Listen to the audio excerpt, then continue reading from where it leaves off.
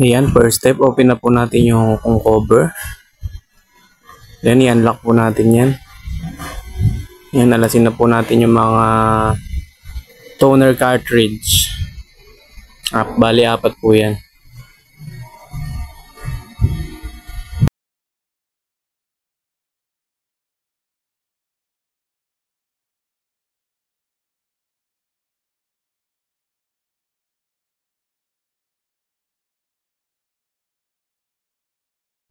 Yan, alisin naman na po natin yung belt cleaner.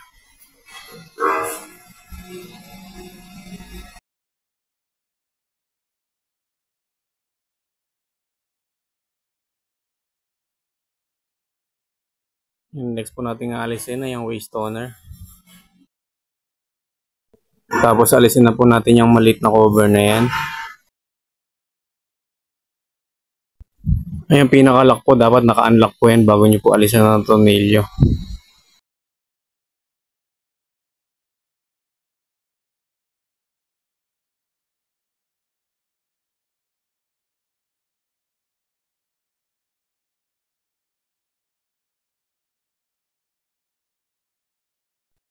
Yan, ibaba naman po natin yung apat na yan. Yung mga nasa ilalim po ng drum assembly. Tapos alisin na po natin apat na drum assembly.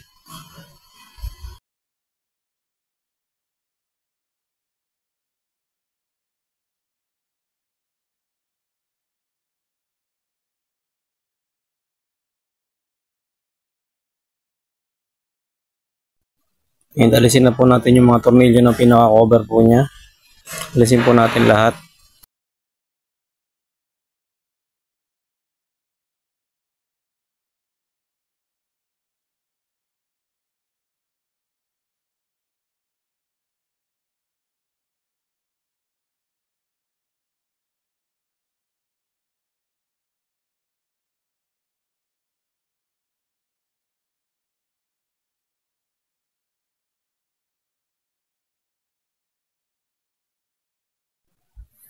Buksan na po natin yung side cover po niya para maalis po natin yung pinaka front cover po na pinagbaklasan natin ng tornilyo.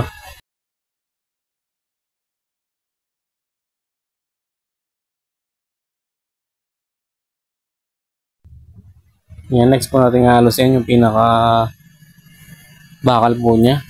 Alisin po natin lahat din ng tornilyo niya.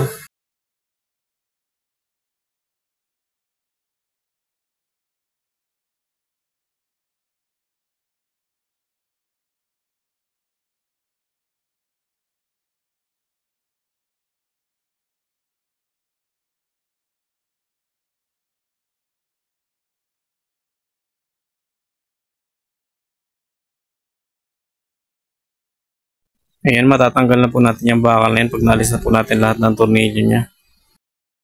Ayan, alasin naman po natin yung mga wiring. Bali, apat lang po yan, wiring po ng drum assembly. Ayan, alisin na po natin yung pinagsasalpakan ng apat na wirings na yan. Bali, dalawa lang po yung tornilyo sa ilalim yan. Makikita nyo po sa ilalim.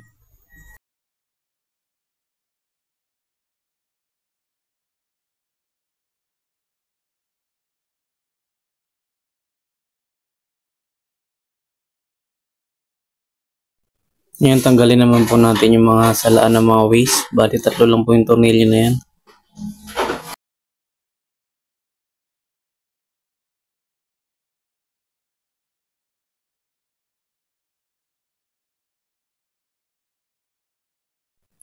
So po natin iangat yung mga lock ng developer assembly. Yan, bali apat po yan. Nasa harapan lang po yan. Iangat lang po.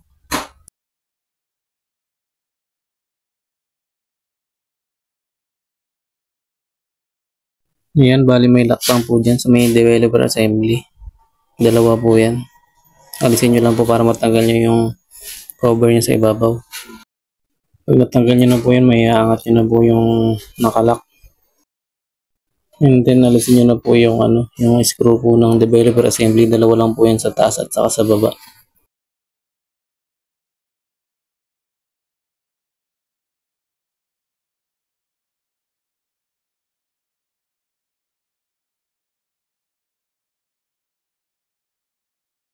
Yung hilahin nyo na po yung developer assembly, yan na po yung lilinisin natin.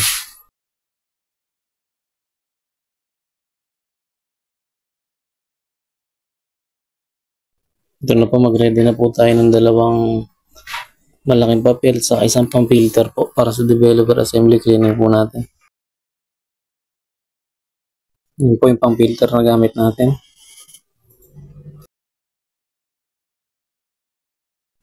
Yan, may lock po yung developer assembly. Isa po dyan sa magkabilang gilid po yan. Yan po.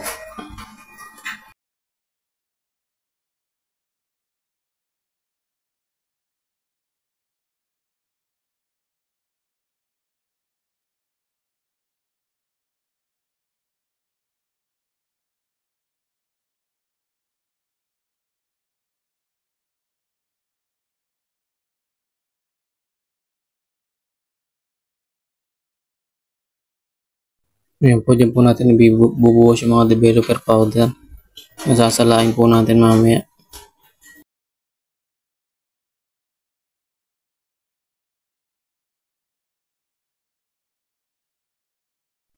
Yung paikot-ikutin nyo lang po na mas mabilis po maubos yung developer powder.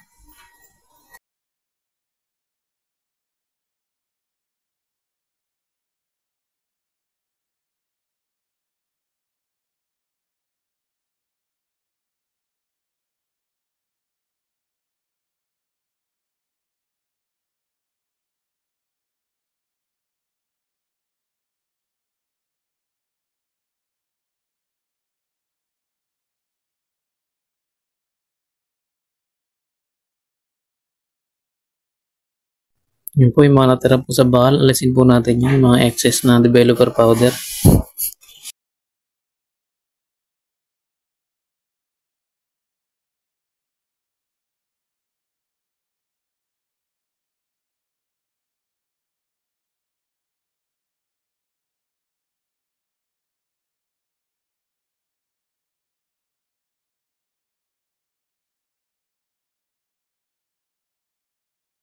Yan dyan na po natin ipipilter yung developer powder natin.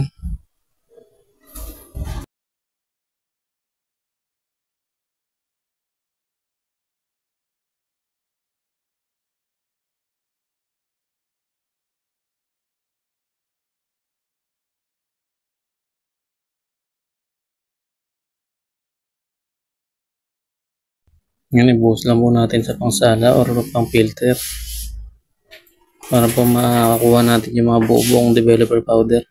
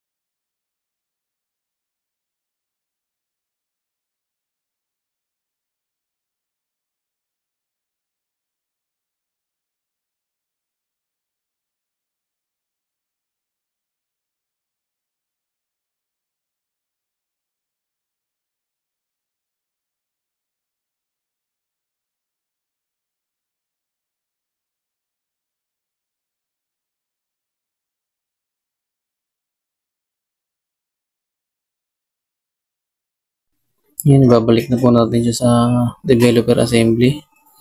Malinis po natin yung developer assembly at na-filter po natin yung developer powder. Babalik na po natin siya sa lalagyanan niya.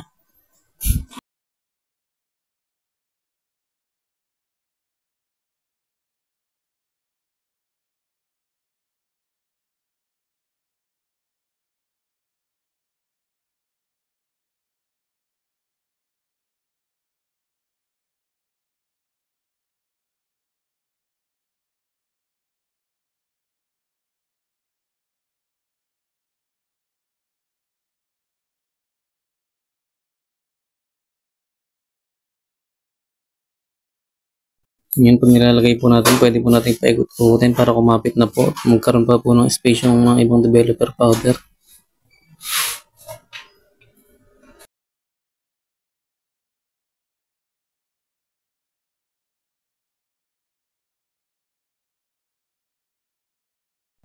Yan, pwede na po natin siyang takpan pag nailagay na po natin. Ilagay lang po natin ng maayos yung takip. Tutunog naman po yan pagka nilak nyo po.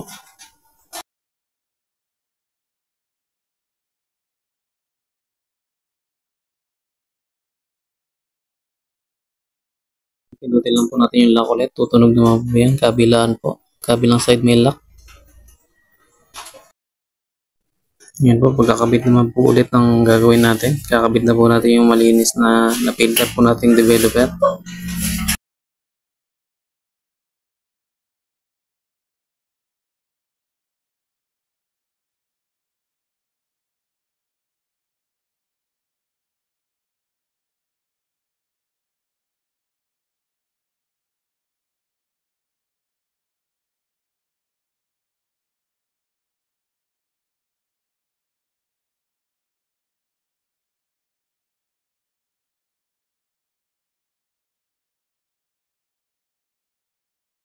Nakabit naman na po natin yung dalawang tornilyo ng developer assembly natin.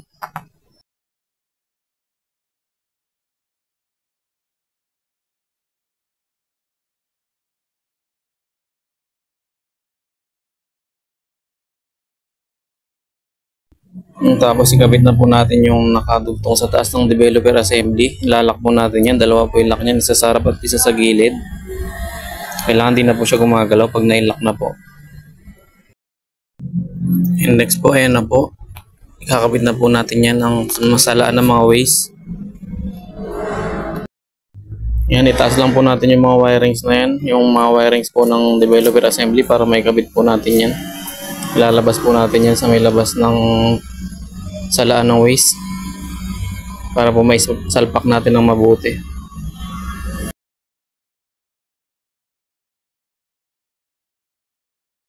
Ayan, ikabit nyo po mabuti yan. Ilak nyo po dyan kasi may gear po sa ibabaw yan. Dahil nakakabit po talaga siya ng maayos.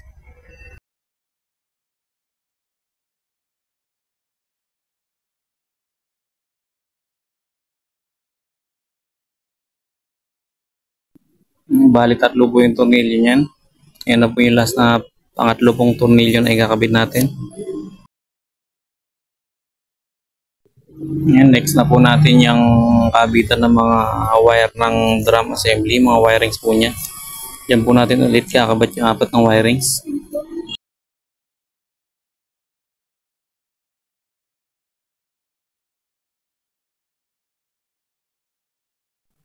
Bali, dalawa po yung tornilyo na ikakabit natin ulit sa ilalim ng kabitan ng mga wirings.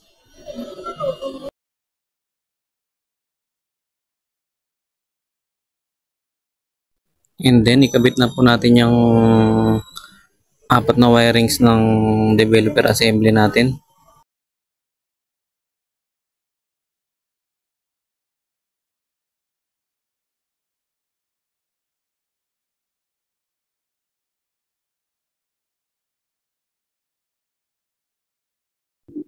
Next na po natin tong bakal na suporta. Yan naman po ang ikakabit natin ngayon. Tapos pababa na lang po ng mga lock ng mga developer assembly. Hilahin lang po yan sa ibababa para po mag-lock siya.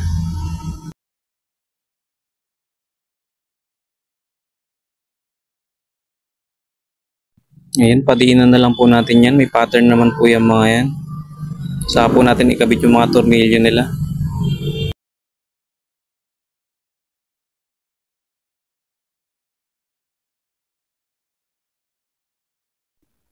Ito po, note ko lang po. Yung ilalim lang po ang kakabitan. Yung ibabaw po niyan, hindi po yan kakabitan kasi pang lock po yan ng cover.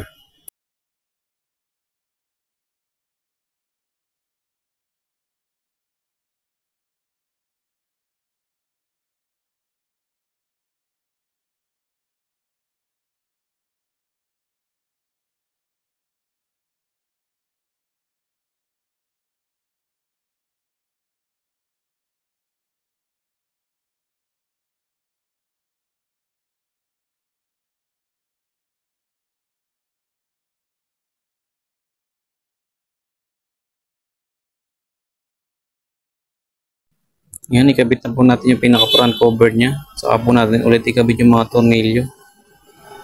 Salpak nyo lang po hanggang sa mag-lock.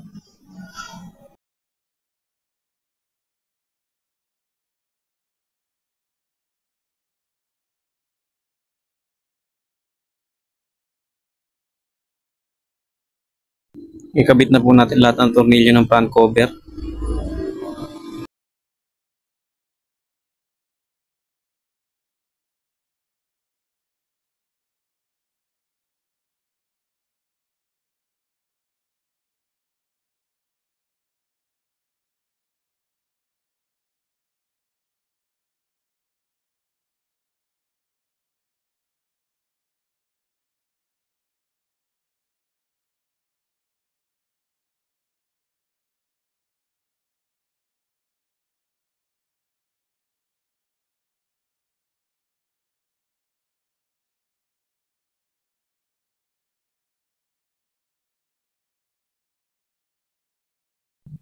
Yan, ibaba na po natin yung apat na yan para maikabit po natin yung mga drum assembly natin at saka yung mga ibang consumables.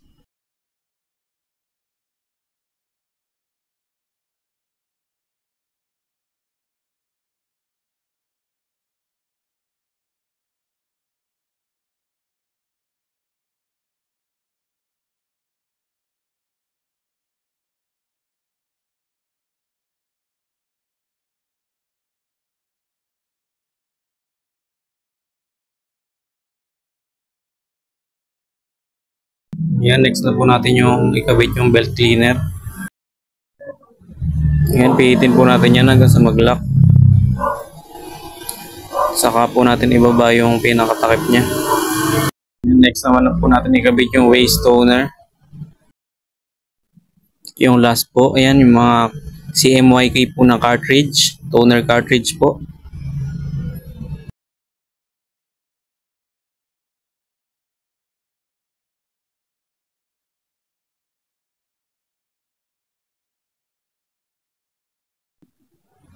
Yan po, iangat na po natin yan para maikabit po natin yung maliit na cover.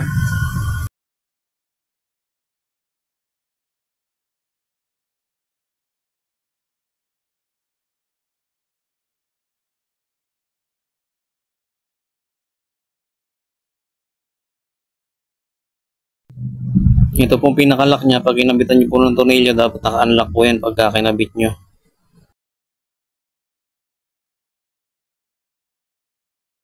Yan, isara nyo na po yung maliit na cover.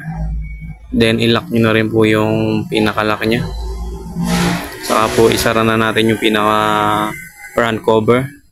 And then, yung side cover. Ayun, tapos na po ang ating paglilinis ng developer assembly.